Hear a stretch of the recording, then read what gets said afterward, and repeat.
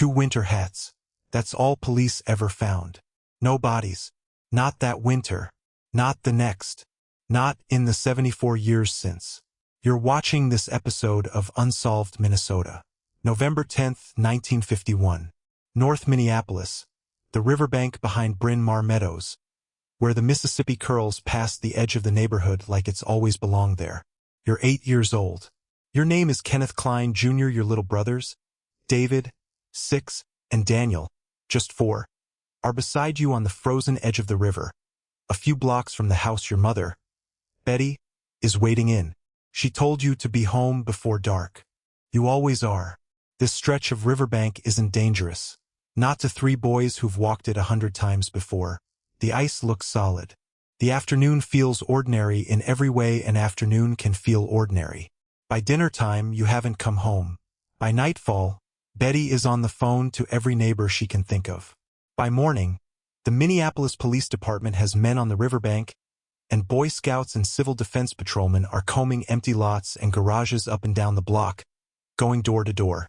2 days later, on the ice near the river, searchers find the hats. Investigators reach a quiet, tidy conclusion. The boys fell through, and the current took them. After 5 days of searching, the case is closed. But something about that conclusion never sat right, and by the end of this episode, you'll understand exactly why a case Minneapolis police closed in 5 days is still, 74 years later, the oldest missing persons file in the state.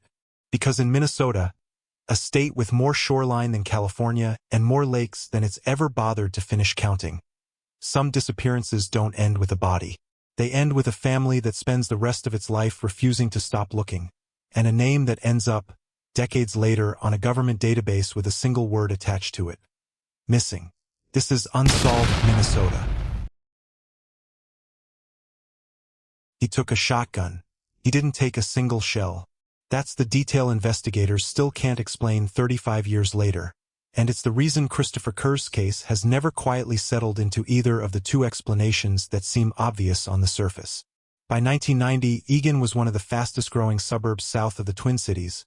New cul-de-sacs cut into old farmland, split-level houses going up faster than anyone could really account for them, the kind of place where nothing much was supposed to happen. It's the kind of suburb that exists in the space between Minneapolis and the open highway, close enough to the city to feel safe, far enough out to feel forgettable. On the morning of April 20th, 17-year-old Christopher Matthew Kerze told his parents, Jim and Lonnie Kerze, that he was too sick for school. It was a small, ordinary lie, the kind teenagers tell constantly and get away with. This one would define the rest of his family's life. Jim and Lonnie left for work from their home on the 4300 block of Beacon Hill Road, leaving their son behind to recover. When they returned that evening, the driveway was empty. The family van was gone. So was Christopher. In his place, he'd left a note. Something important had come up, he wrote. He'd be back by 6 p.m., unless he got lost. He underlined the word lost twice. At the time, nobody could say whether that was a plea for help, a warning, or something closer to a goodbye. 35 years later, nobody still can. The next day, April 21st, an answer arrived that only deepened the question. A letter reached the Kerze house, postmarked from Duluth, roughly 150 miles north of Eagan. In it, Christopher confessed he'd never been sick at all. He'd lied to get access to the van so he could drive to, in his own words, not even I know where. He wrote that he intended to end his life. He apologized to the people who loved him. And then comes the detail that has kept this case open for 35 years. He had taken a 20-gauge Mossberg shotgun with him. He had not taken a single round of ammunition. Sit with that for a second, because investigators still are. If Christopher meant exactly what the letter said, why bring a weapon he couldn't use? And if he didn't mean it, if the letter was written to buy himself time, to throw off a search, to make people stop looking in the right place, then where was he actually going, and why did he need a gun he had no way to fire? For 35 years, that single unanswered question has kept this file from ever closing as a straightforward tragedy. Investigators have speculated he may have discarded the gun somewhere along his route, but they've never been certain, and they've never found it. It's the loose end that true crime researchers and the Kerze family alike keep circling back to, because it fits no theory cleanly and resists every attempt to explain it away. 2 days later, on April 22nd, the van itself turned up, abandoned near Grand Rapids, Minnesota, nearly 180 miles north of the home Christopher had walked out of, in a part of the state defined by dense pine forest and a lake system that swallows sound the way city blocks never do. There was no sign of him anywhere near it. No footprints leading a way that anyone could follow. No witness who remembered seeing a teenage boy on foot along that stretch of highway. The van simply sat there, doors unlocked, keys nowhere to be found. A 17-year-old's entire life reduced to an empty vehicle on the shoulder of a road 2 hours from anyone who knew his name. Posters went up across the Twin Cities and along the North Shore, describing a boy just under 6 feet tall, quiet, unremarkable in every way that made him easy to lose in a crowd and impossible for his family to stop searching for. Search parties combed the woods around Grand Rapids for weeks, working outward from where the van had been found in ever-widening circles. They found nothing. Then, about a week after Christopher vanished, something happened that no one in his family has ever fully explained. The phone started ringing. Lonnie would pick up, and on the other end there'd be noise, chatter, movement, something that sounded almost like a party. And the moment she asked who was there, the line would go dead. The same calls started coming into the home of Christopher's best friend next door. For 6 months, they kept coming. Then, just as abruptly as they'd started, they stopped. No trace ever led back to a source. Lonnie Kerze has said publicly more than once that she believes it was her son on the other end of that line, trying, in whatever way he still could, to let her know he was alive. Was it him? Was it a cruel prank? 6 months of it? Timed to a grieving mother's phone? Was it something in between? A scared teenager who wanted to call home and couldn't bring himself to speak? No one has ever been able to say for certain. That's what 35 years of silence does to a single unresolved detail. It doesn't fade. It just sits there, unanswerable, forever. In 1993, the Minneapolis rock band Soul Asylum released Runaway Train, a song built entirely around the photographs of missing children and teenagers across the country. Christopher's face appeared in the American cut of the video, one name among dozens, seen by millions of people who had never heard of Eagan, Minnesota, and had no idea the boy in the photograph had a mother still replaying 6 months of static-filled phone calls in her head. In 2004, 14 years after Christopher vanished, an anonymous letter reached the Eagan Police Department.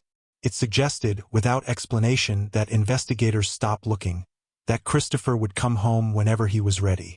Police were never able to authenticate where it came from, and eventually concluded it was most likely a hoax. But for a family that had already spent 14 years with no answers at all, even an unverifiable letter was enough to reopen every wound at once.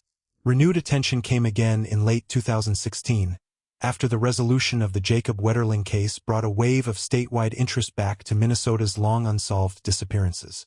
Reporters who had spent decades covering Wetterling turned their attention to other open files across the state, and the Kerzes found themselves, 26 years on, telling their son's story to a new generation of Minnesotans who'd never heard it. New age-progressed photographs of Christopher were produced, showing what he might look like as a man in his 40s. A computer-generated approximation standing in for the adult his family never got to watch him become. As recently as 2025, Eagan Police Detective Angela Casey, the lead investigator on the file today, described the department's posture on the case in blunt terms. "There have been a lot of searches over the years," she said, "but the department remains committed to the community, and it doesn't give up easily. It's a quiet kind of commitment, 35 years running, to a case with no crime scene, no confirmed sighting, and no body, only a note with one word underlined twice, a letter from Duluth, and an unloaded shotgun that has never been recovered." Christopher Kerze would be 53 years old now. His case has never been closed. And somewhere, if the family is right about those 6 months of phone calls, neither has the conversation he was trying to have. It was a 3-minute walk. He never finished it. 23 years later, that's still the entire case. A 20-year-old college junior said goodnight to his friends, started walking home across a bridge he'd crossed 100 times before, and simply never arrived.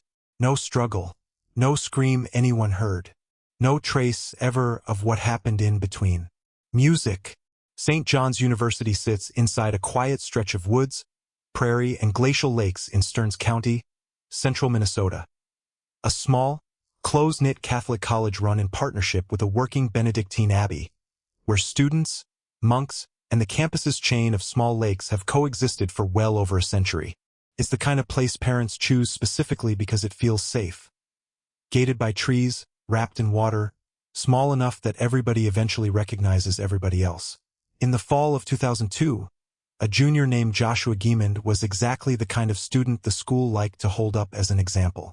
He'd graduated valedictorian and class president of Maple Lake High School in 2000, voted most likely to succeed by his classmates, and had told people more than once that he wanted to run for president of the United States someday. At St. John's, he was studying political science, competing on the mock trial team, building the kind of resume that pointed somewhere big, a trophy from a recent mock trial win still sitting in his dorm room the week he vanished. On the night of November 9th, Josh was at a poker party inside a friend's apartment at Metten Court, a student housing complex on the north end of campus. It was nothing unusual. A handful of friends, a deck of cards, the kind of low-key Saturday night that happens on college campuses every weekend of the school year. Nobody who was there has ever described Josh as anything but relaxed, ordinary himself. He wasn't upset. He wasn't distracted. Around 11:45 p.m., he simply stood up, mentioned he had somewhere to be, and walked out the door into the November cold. His own dormitory, St. Moore Hall, was a 3-minute walk to the south, close enough that nobody at the party thought twice about it. He never arrived. 2 witnesses later told investigators they believed they saw Josh sometime between 12:15 and 12:30 a.m., walking alone across a bridge that spans Stump Lake, the low point on the path connecting Metten Court to St. Moore Hall. If that sighting is accurate, it's the last confirmed trace of Joshua Eagan that anyone has ever come forward with. No one has ever reported seeing him reach the other side. When Josh didn't show up for a scheduled mock trial practice the next afternoon, completely out of character for a young man his friends described as reliable to a fault, people who knew him understood almost immediately that something had gone seriously wrong. The Stearns County Sheriff's Office opened an investigation that eventually drew in the FBI and the Minnesota National Guard, who searched the campus grounds, the surrounding woods, and the chain of lakes threading through the property for weeks. Their working theory in those first days was simple and grim. Josh had fallen or been pushed off that bridge into the water below. It's a theory that, more than 2 decades later, has never produced a single piece of physical evidence to support it. Investigators have dragged and searched Stump Lake repeatedly since 2002, using dive teams, sonar equipment, and cadaver dogs across multiple seasons and water levels. No trace of Josh, not his clothing, not his backpack, not so much as a shoe, has ever surfaced from that water or from any other body of water on or near campus.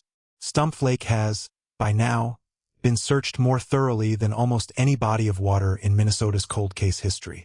And it has given up nothing. So if he didn't drown, where did he go? As the drowning theory failed to bear out, investigators shifted their focus.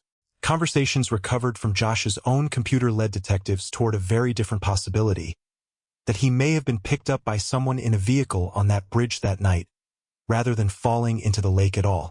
That shift says something significant about how the case has aged. A file that began as a straightforward water rescue-turned-recovery operation has spent the last 2 decades slowly transforming into something investigators now treat as a probable abduction. The Stearns County Sheriff's Office has never named a suspect. No one has ever been charged. And Josh's own final hours, a poker game, a goodbye, a 3-minute walk that should have taken 3 minutes, remain the only fixed points in a timeline that only gets murkier the longer investigators look at it. Josh's father, Brian Eagan, has pointed publicly to a separate, deeply unsettling coincidence buried in the campus's own history. Just 1 month before his son vanished, the Benedictine abbey connected to the university had finalized a legal settlement resolving a dozen decades-old sexual abuse cases involving monks. Men who, in some instances, had directly supervised the very student dormitories connected to Josh's disappearance, including the residence hall where the poker party took place that November night. Brian has said publicly that he believes the investigation's early, near-total focus on an accidental drowning caused detectives to overlook other avenues in those first, most critical days, the days when trails are freshest and memories are most reliable. It's worth noting what the evidence doesn't support. 2.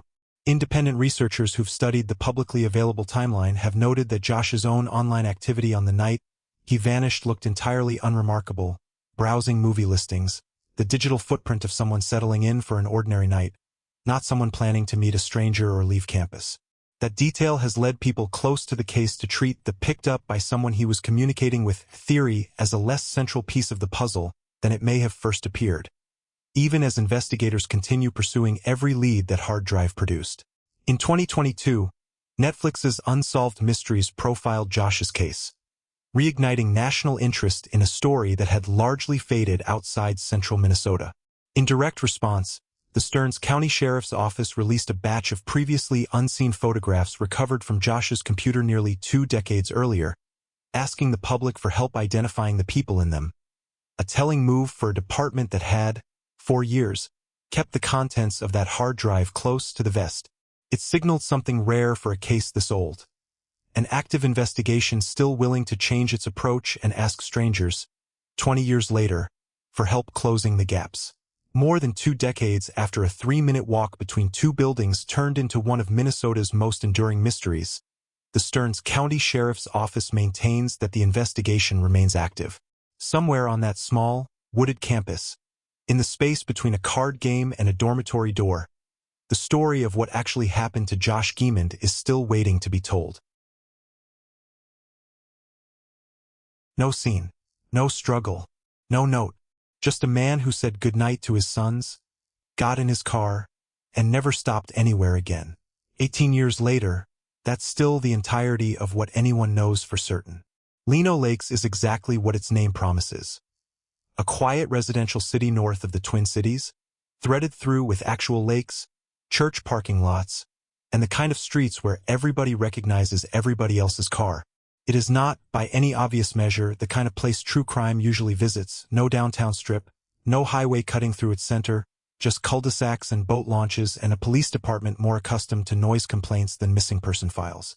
On the evening of March 23, 2007, that changed for one family, quietly and without a single witness to explain how. 43-year-old Michael Ammon drove to the home of his ex-wife, Karen Ammon, to spend time with his 2 sons, 17-year-old Tony and 13-year-old Blake. By every account from the people who loved him, it was an unremarkable visit, no different from dozens of others that had come before it. He said his goodbyes. He walked out of Karen's house. He got into his vehicle and drove away, into an ordinary Friday evening that had no reason to be his last. He has not been seen since. Here's where the case immediately splits in 2 directions, and where investigators have been stuck for nearly 2 decades. At the time he disappeared, Michael had 6 outstanding warrants, including a 5th-degree felony controlled substance warrant out of the Blaine Police Department, along with several smaller charges that, on paper, hand investigators an obvious first theory. He stood about 5'7" or 5'8", weighed somewhere around 140 to 150 pounds, and had a distinctive tattoo on his left arm, a heart with wings, the kind of identifying detail police circulate in the hope that somebody somewhere eventually notices it on a stranger. Lino Lakes Police Sergeant Bill Hammis, the lead investigator on the case in its early years, told local reporters it was entirely possible Michael had simply run, that a man facing that kind of legal exposure sometimes chooses to disappear rather than face it. But Hammis was careful never to close the door on any other explanation, saying plainly that he wasn't closing the book on anything in this case, and that he intended to keep every option open, one way or another. It's the kind of deliberately open-ended statement investigators give when a case could genuinely break in more than one direction, and nearly 20 years later, it remains just as true today as it was the week Michael vanished. Cases like Michael sit in a difficult gray zone within Minnesota law enforcement. Unlike a missing child, an adult with active warrants who simply stops answering his phone doesn't automatically trigger the kind of full-scale search that brought the National Guard out for Josh Giemond. Departments across the state, including Lino Lakes, have since adopted formal policies dictating exactly when a missing adult case escalates into a dangerous circumstances investigation. Factors like whether the person has been missing more than 30 days, whether there's evidence of a possible abduction, or whether the disappearance breaks a documented pattern of behavior. Michael's case checked several of those boxes almost immediately. And yet, for years, it moved through the system largely as a missing person file attached to a man with warrants, rather than the kind of case that draws statewide headlines. That's the theory police had to consider. Here's the one his family has never let go of. Michael's family has never accepted the running from police theory, and they've never wavered from that position in the years since. His ex-mother-in-law, Sally Kuther, has said publicly that vanishing without a trace would be entirely out of character for the man she knew, that whatever else might have been happening in his life, whatever legal trouble was hanging over him, Michael always kept in contact with his sons. To the family, that single fact, the complete and total silence toward two boys he'd never before gone quiet on, even during the hardest stretches of his life, is the detail that rules out a voluntary disappearance more than any warrant ever could. A man running from a felony charge might avoid police. The family's argument has always been that he would never, under any circumstance, avoid Tony and Blake. And the years since have only made that argument harder to dismiss. There has been no trace of Michael's vehicle. No confirmed sighting, credible or otherwise, in the nearly 2 decades since he walked out of that house. No bank activity that investigators have ever pointed to. No contact with the sons who, by every account, meant everything to him. No birthday card, no phone call, no single moment of contact in 18 years from a father his family insists would never have chosen that silence for himself. His family has kept his case alive largely on their own, maintaining a public memorial page that marks his birthday every year with the same quiet request repeated to a shrinking circle of followers. Praying for answers, still hoping someone, somewhere, remembers something they haven't yet come forward with. Men who run from warrants tend to surface eventually, in another state, under another name, in another system's database, sooner or later. 18 years of absolutely nothing is a long time for that theory to keep holding up on its own. Nearly 20 years on, the Lino Lakes Police Department has never had another case quite like it. A man who was, by every witness account, present and entirely himself in his sons' lives one evening, and simply gone the next, with no scene, no struggle, and no explanation that has ever managed to satisfy the people who knew him best. Was it a warrant he decided, in one instant, he couldn't face? Or something that happened on a stretch of road between Karen's house and wherever he was actually headed that night? Something no warrant check or database search has ever been able to explain. Somewhere between that driveway and wherever Michael Ammon's car eventually stopped, an entire family's certainty about who he was has been left waiting for an answer that 2 decades of silence still hasn't provided. The day after 3 little boys vanished, a neighbor tore out his own basement floor and poured a new one. That's not a detail from a novel. It's sitting in the file of Minnesota's oldest missing persons case. A case that's now 74 years old, and one that a family has refused to let the state forget for every single one of them. It's Minnesota's oldest listed missing persons case on record, cataloged today on the state's own Bureau of Criminal Apprehension database. On November 10, 1951, 3 brothers, Kenneth Klein Jr., 8, David Klein, 6, and Daniel Klein, just 4 years old, were last seen playing near the Mississippi River in North Minneapolis, only blocks from the family's home. It was late in the day, the kind of dying autumn light that comes early in a Minnesota November, and the boys were doing exactly what neighborhood kids in that era did without a second thought, playing along a riverbank they knew as well as their own backyard. When they didn't return that evening, their mother, Betty Klein, alerted police. It became obvious almost immediately that this was not a case of children simply losing track of time. The response was an extraordinary mobilization for the era. Boy Scouts, police officers, search dogs, and civil defense patrolmen combed empty lots, garages, and vacant buildings throughout the neighborhood, going door to door. Squads reportedly plodded through the warehouses lining the river's industrial district, searching anywhere 3 small children might have wandered or been taken. 2 days into the search on the ice near the riverbank, investigators found the detail that would define the case for the next 7 decades. 2 winter hats, belonging to 2 of the 3 boys, resting on top of the frozen river as if they'd simply been set down. Investigators reached a conclusion that, on its surface, explained everything. The boys had fallen through the ice and drowned in the current. After 5 days of searching, the case was formally closed, filed away as a tragic, unwitnessed accident. Here's the problem that's kept this case alive for 74 years. No bodies were ever recovered. Not that winter, when a body trapped beneath river ice would, under normal circumstances, have been relatively straightforward to locate. Not the following spring, when the thaw should have surfaced any remains carried downstream. Not in any of the decades since. For a case police insisted from day one was a drowning. The total, continuing absence of remains has always been the detail that simply doesn't add up. And then there's the neighbor. A woman who rented rooms near the Klein family's home told investigators she recalled a creepy man in his 50s who had been playing basketball with several neighborhood boys around the time the three brothers vanished. A detail that was never fully run down at the time, and has haunted every investigator who's revisited the file since. Separately, a truck driver who lived nearby reportedly replaced the bed of his pickup truck and repoured the concrete floor of his own basement the day after the boys disappeared. A pair of renovations that, on their own, might mean nothing, but that read very differently placed next to a calendar. He was later said to have told acquaintances that the boys weren't worth looking for. He died in the late 1970s, before he was ever formally questioned as a suspect in any meaningful capacity, and investigators have never been able to locate any of his surviving family to ask what, if anything, he ever told them. None of this amounts to proof. No charges were ever filed against anyone, in 1951 or in the 74 years since. But for a case police closed within 5 days as a straightforward drowning, the sheer number of details that don't fit neatly into that explanation is exactly what has kept the file open in the minds of everyone who's looked at it closely since. For the 40th anniversary, the Klein family wrote directly to the producers of Unsolved Mysteries, hoping an episode might generate the kind of national tip-line traffic that had cracked other cold cases across the country. The producers declined.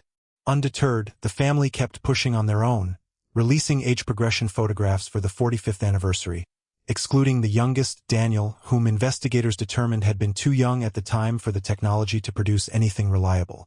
In between those anniversaries, Betty Klein did what grieving mothers of her generation often did when institutions stopped listening. She kept every scrap of paper herself. Letters, photographs, the contact information of every reporter and investigator who ever reached out. Kept and organized for over 60 years, a private archive built by a woman the Minneapolis Police Department had effectively stopped investigating for. She reportedly ran ads every single year in the Minneapolis Star on the anniversary of the disappearance, pleading for her boys to come home. Frustrated by decades of limited movement from police, the family hired private investigator Mike Sadovich in 2004, who worked the case for 2 years without a breakthrough. Around the same time, journalist Jack Elhigh began separately digging into the file, adding another set of eyes to a case that had sat largely untouched by anyone outside the family for half a century. Betty Klein died in 2013, 62 years after the day she last saw her sons, having spent every one of them refusing to accept the explanation police settled on within 5 days. Her son Donald still lives in the Monticello home where Betty died, still holding on to every letter and photograph she ever collected. Today, the case has a new advocate in Wright County Detective Jim Schultz, who has said plainly that he believes something happened to those boys, and that he owes it to the family to find out exactly what. He's interviewed surviving family members, reached out to retired officers who worked the original case, and begun re-examining evidence nobody at the Minneapolis Police Department had looked at seriously since 1951, including, reportedly, a fresh look at the neighbor with the freshly poured basement floor, 7 decades after the fact. The case now sits, officially, on the Missing and Unidentified Persons Clearinghouse maintained by the Minnesota Bureau of Criminal Apprehension, the oldest active file the state has. If they were alive today, Kenneth Klein Jr., David Klein, and Daniel Klein would be in their 70s and 80s, grandfathers most likely, with the entire span of ordinary American life sitting where 74 years of uncertainty currently sits instead. Officially, on the state's own database, all 3 remain listed exactly as they were the week they vanished. Missing. Added up, and 4 Minnesota families have spent a combined 138 years waiting for a phone call that still hasn't come. 62 years for Betty Klein, until the day she died still refusing the explanation police handed her in 5 days. 35 years and counting for the Kerze family, still holding a note with one word underlined twice. 23 years for Brian Giemond, still pointing back at a bridge that gave up nothing. 18 years for 2 sons in Lino Lakes who grew into adulthood without their father anywhere in it. Music. For boys, 2 young men and 1 father, 6 lives, scattered across 74 years and 4 different corners of Minnesota, and one thread running underneath every single one of them. In this state, the water and the woods keep their secrets better than almost anything else does. From a frozen riverbank in North Minneapolis to a lake bridge outside Collegeville, from a lonely stretch of highway near Grand Rapids to a quiet driveway in Lino Lakes, Minnesota's postcard beauty has a way of closing over whatever happens inside it. This is a state defined, in the popular imagination, by 10,000 lakes and friendly small towns, and every single case in this episode happened inside that same postcard, on the same kind of ordinary evening, to people who had no reason to think it would be their last. None of these cases ended the way true crime usually promises an ending. There was no trial, no conviction, no single moment where all the pieces finally locked into place. Some of these families have gotten pieces of an answer over the years. A letter, a sighting, a hat on the ice. And every single piece has only deepened the mystery rather than closing it. What connects Christopher Kerze's underlined word, Josh Gieman's 3-minute walk, Michael Ammon's silent 18 years, and the Klein brothers' 74 is the same quiet, unbearable fact. Somebody out there knows something they've never said. That's the part of these cases that statistics and search records can't capture. Somewhere in Minnesota right now, there's a person who watched a truck driver repair a basement floor in 1951 and never asked why. There's a person who knows what was really in that letter from Duluth. There's someone who was on that bridge outside Collegeville at 12:20 in the morning. There's someone who knows exactly what happened on a quiet street in Lino Lakes in March of 2007. Cold cases don't stay cold because there's no answer. They stay cold because the person who has it has never had a reason good enough to give it up. If you know anything about any of the cases in this episode, the tip lines are still open, the detectives are still listening, and the families are still waiting exactly where you'd expect to find them. At home, by the phone, hoping today is the day it finally rings. The only question Minnesota has never been able to answer is whether, someday, somebody will finally choose to make that call.